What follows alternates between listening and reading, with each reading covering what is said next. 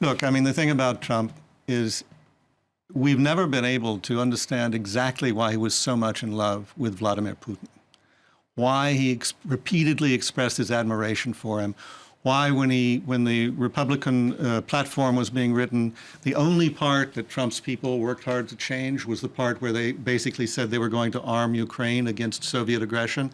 Well, no, that was out. We're not going to, I mean, not Soviet, excuse me, Russian aggression. That was out. So we've never been able to figure that out. Is that a money connection, a philosophical connection? Is Putin just playing him? And my feeling is that Putin is just playing him. He knows how to massage his ego. He knows how to deal with his people. We wrote a long piece in the Daily Beast about at least 4 people on his staff who've had important roles, who've also done a lot of work and gotten a lot of money from Russia and from its surrogates. You know, so maybe money is part of it, but I don't think that's what it is with Trump himself. I think he's, how shall I say it? I think he is somebody whose ego can be stroked in a certain way, and I think Putin has done it, and his people have done it. Can I say I disagree totally? Okay. You can disagree. Good luck, Regis. Yes. No, I think, you know, right now, the tension with Russia, you know, and especially around Syria and the issue of Ukraine are so high that, you know, we have come to the point where I was, you know, talking to Dominique de Villepin recently, who put out in his book the fact that never since the end of the Cold War has the tension been so high.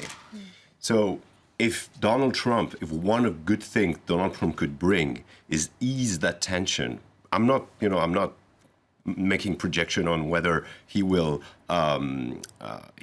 succeed or, but what I'm saying is that if he gets along with Vladimir Putin, that would be much better for the world. But the question... Obama and Putin, let me finish. Obama and Putin never got along. Guess what? The whole diplomacy, the whole where does that leave NATO? The whole tools of the system, you know, the only people that were talking was Lavrov and Kerry, and they've been talking and they've been holding that diplomacy for a long time. So sometimes when you have 2 leaders that have good relation, it can change things. Look at Reagan and Gorbachev. Oh, look at George W. Bush and Putin. He looked into his heart. Look at the reset with Hillary Clinton. No, I'm talking, you know... But you're talking about I'm not naive at all. You are being naive about really, the Russians. and the ideas that were behind Hillary Clinton were the type of idea that would probably lead the world to World War III. Oh, really? Yes, it would have been. Really, Regis, I don't believe that and for a the second. neocons that were behind them were taking a tough stance. And when Putin takes Crimea, takes Crimea, what do? You say, oh, too bad. When he starts a war in Donbass... Crimea was part of Russia, and that was something... Okay, so we give up Crimea. Okay, well, Regis, you're on the record on that. And starting a war in Donbass, how about that? Was that okay? I've never said that. You know, don't blame me for what I'm no, saying. No, I'm talking about the 2 men. Point of view, I'm talking about the 2 men. I'm talking about escalation. Can I just interject here? And this is something that could bring some ease to that escalation. Could I interject? Sure. Going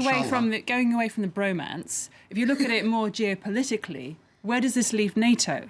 Because Trump has made it clear that he doesn't believe in NATO. He thinks America is shouldering too much of the burden.